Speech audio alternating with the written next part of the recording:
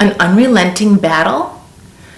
Anti-Semitism, traditionally called Jew hate since the term anti-Semitism is only a few decades old, is arguably the oldest form of hate on human record. The Jewish people have been an identifiable people for millennia, and empires, communities, nations, religions, they've come and gone, but the Jews remain a target with each passing generation. Hello, I'm Amy Zawi with the Jerusalem Connection Red Alert for Wednesday, October 13. Anti-Semitism in European history is quantifiable and not simply the manifestation of the 20th century Nazi regime. The Nazis were the ones to scale it along with the outcome of hate, genocide, and it brought it to the world stage. Even after the horror of the Holocaust was exposed and the Nuremberg trials attempted to administer some amount of justice, and the state of Israel was born so that Jews could have their own state in their historic homeland, anti-Semitism in Europe and elsewhere is still prevalent and dangerous.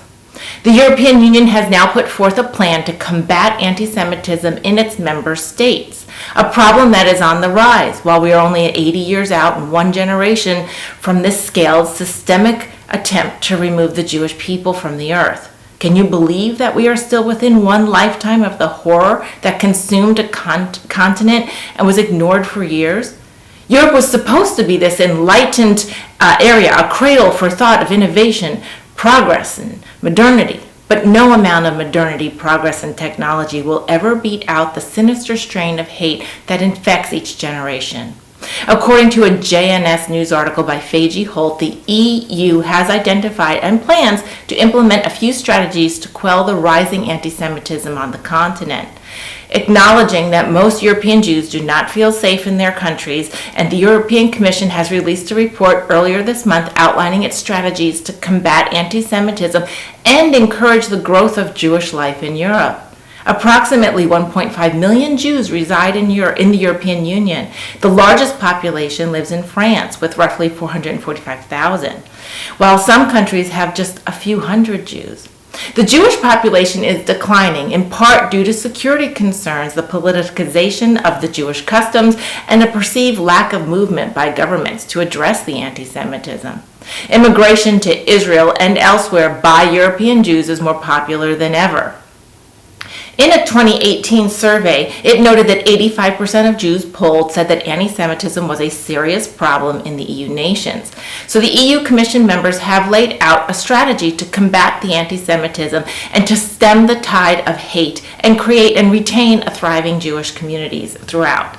To that end, their strategy relies on three elements: preventing and combating all forms of anti-Semitism, including that online, protecting and fostering Jewish life in the EU, fostering education and research and Holocaust remembrance. These elements of these three main points are to be administered based on the local context. The strategy is also not mandated for member states, but rather highly encouraged to be adopted and implemented. Among the Commission's pledges to address or implement the following is to, quote, better protect the houses of worship and public spaces, to help member states design and implement plans to combat Jew hatred, increase fact checkers to combat hate online, and to strengthen training given to law enforcement and justices in tackling anti-Semitism in communities, and to support a network of places where the Holocaust happened, and to establish a young European ambassadors group to promote Holocaust remembrance. Response to this EU strategy from the Jewish community has been positive. Quote, it is reassuring to see that the strategy aims at tackling anti-Semitism, whether it originates from the far right, the far left, Islamists, or mainstream society, and clearly identifies Israel hatred as anti-Semitism as a major problem. As the Commission notes, it is in fact the most common form of anti-Semitism encountered online by European Jews in Europe today, unquote. This according to Daniel Schwamenthal, director of the AJC Transatlantic Institute and the Jewish American Committee's European Union office. In addition, quote, this is an unprecedented and vital document that will act as a roadmap to significantly reduce anti-Semitism in Europe and beyond, said Moshe Kantor, president of the European Jewish Congress.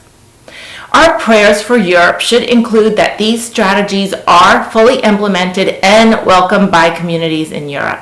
However, we should note that changing hearts is not always something we can legislate or implement from a government entity.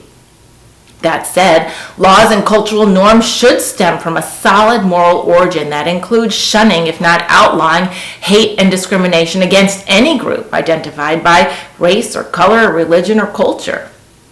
Shavua Tov, and have a great week.